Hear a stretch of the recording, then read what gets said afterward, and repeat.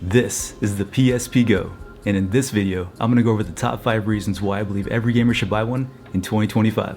And by the way, if you're new to the channel, be sure to hit that subscribe button. I post new videos like this every single week. Alright, let's get into it. So reason number 1 is gonna be the build and the presentation. This is a beautiful console. I love the Y2K aesthetics as well. The screen looks really good too. You have the classic D-pad right here, your thumb analog stick, as well as your start button and your select button. And you also have 2 different speakers right here and right here. And on the side right here is going to be your on and off button. Not sure if you can see that. There you go. And on the bottom you have your headphone jack as well as the charging port. And right here is going to be your right and left trigger as well as your volume buttons. And here's the back side of it as well too. What's great too is that this console has a slide feature. So it just closes like that when you want to get up and go. Which has a cool clock as well. So a fun fact, I have 2 different ones. I have the white one as well as the black one. And yes, I made these wallpapers myself. I'm a huge fan of Aphex Twin. If you are as well, you're a real one. We're going to take a second to admire the black one as well. So this one's actually my daily driver. The other one's going to be like my show card. Here's the black one right there. Same layout and everything. And there's the back side. So the PSP Go is what I like to also call the device from the past made for the future. For the main reason being that this console is digital only. This console first released back in 2009, so for Sony to have a digital only console, that's pretty ballsy if you ask me. Considering that everyone had their PSP games, and buying games digitally back in the day wasn't really too common. Maybe it was in Japan, but here in the US, everybody had physical versions of all their games. So yeah, unfortunately this does not play any PSP cartridges, but either way, this console's still amazing. Which leads me to reason number 2, and that's gonna be modding. It is so easy to mod this console. It takes about 10 minutes. You plug it right into your computer via USB, you drop some files into it, reboot it, and boom, there you go. And all you have to do is go online to different ROM sites, download whatever games you want, and there you go. You can play Game Boy Advance, Game Boy Color, N64, Dreamcast, PS1 games, and get any PSP game you want on this console. One thing I also recommend is upgrading the memory stick to 32 gigs. I'll also leave a link in the description below the video that taught me how to mod my console. It's super easy. As for reason number 3, it's going to be the speakers.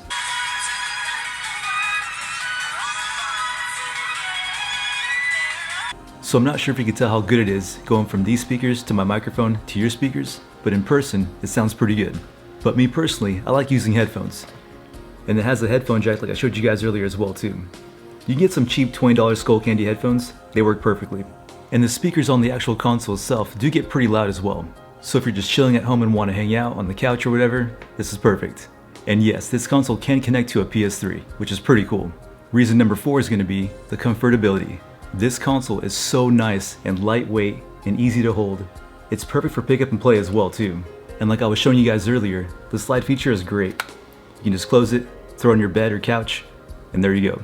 As for cases, they don't really make too many PSP Go cases. So what I did was go on Amazon and buy a DS Lite case, which is right here. Goes inside like that, boom. The DS Lite case is a little bit bigger than the console itself, but it has a strap on the inside of it which holds it down, so it's perfect. But yeah, this console is great for taking on the go, especially for traveling. It's very compact and super lightweight. You can easily fit into your pocket, or even in your purse or your backpack. And here's a quick comparison on the screen size of the original PSP and the PSP Go. This one is going to be smaller, which in my opinion, I don't really mind at all. And that's because with a smaller screen, you're going to get better pixel density, which causes for a sharper image. So yeah, as for comfort, I believe this console did everything right. It is so nice and easy to hold in the hands. No matter what size hands you have, it fits great. And what's cool too is that the past few months, this has been my before bed console. So I've been playing Birth by Sleep, as well as Trails in the Sky. And here's a few games I've been playing on this thing as well. There's Phantasy Star 2, Phantasy Star, Silent Hill Shattered Memories, Silent Hill Origins, Trails in the Sky, The Third Birthday, and of course, Kingdom Hearts Birth by Sleep. Man, this console is so cool. As for the battery life, you're looking around 3 to 5 hours, depending on what you're playing. So if you're playing a chill classic RPG, you're going to get about 5 hours out of it. But if you're playing a really action-packed game like Kingdom Hearts, you're looking at about 3 to 4 hours. And reason number 5 is going to be the price and availability. So this console was actually released in October of 2009, and production stopped in April 2011. So it only had like a 1.5 year runtime. So finding these consoles is kind of a struggle at times. especially when you're trying to find a really good condition one. The more higher priced they are, like around $175 to $200, those are going to be in really good conditions. You can still find them new in box as well, like from Japan, but you're looking around like $400 or $500 in the box, which is kind of ridiculous if you ask me. So what I recommend doing is just browsing eBay and seeing which one is in the best condition for the best price. In my opinion, this console is definitely worth it, especially if you're a collector and a huge fan of Y2K aesthetics. It almost feels like a PS2 handheld. It's kind of hard to explain, but the aesthetics just really scream PS2. I have a PS Vita as well, but when it comes to PSP games, I prefer playing it on the go. The fact that this console is 16 years old, it blows my mind, and it's still amazing in 2025. So in conclusion, this will wrap up my video on why I believe every gamer should buy a PSP Go in 2025. If there's other consoles you guys want to see me review, please let me know in the comments below, as well as consoles you guys recommend. Hope you guys enjoyed the video, and if you did, please subscribe. With that being said, hope you guys have an amazing day, and we'll see you guys in the next one. Happy gaming, and God bless. Peace.